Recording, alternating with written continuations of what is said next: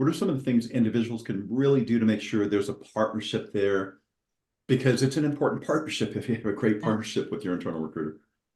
Yeah, I think that partnership shows up in a lot of different ways, from like the very first conversation, being open, being transparent with where you are and what you're looking for, being honest in that process is key. So that one, they can help you, but they're also helping yourself by just being totally transparent with what you need. I even go into my recruiting conversation saying, look, I'm going to be transparent in the process. Um, and sometimes a little bit of the truth is going to hurt. It's going to come out because I don't want to string you along, or I don't want to overpromise and underdeliver to you. So I'm going to be honest, but I'm also going to ask that back in return. So when we start talking about compensation, I need to know where you really are and what's going to make that turn, because I don't want to get all the way through the process just to find out that I changed my mind. I want it to be this. So we're going to talk about it a few times. I'm going to want you to be transparent in that. And it's building trust with your recruiter. And, building trust, it takes time.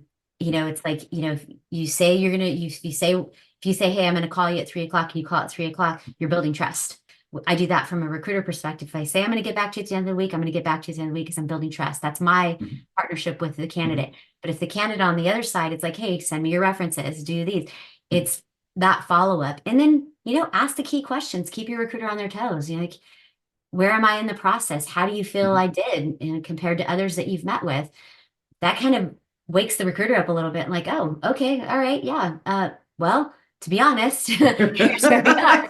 I always like those because it wakes me up out of that phase of like, okay, we're doing this, the rigmarole Right. of all that. If you can get unique with your questions and really ask what you need in that nice way, you're going to wake that recruiter up to remember you.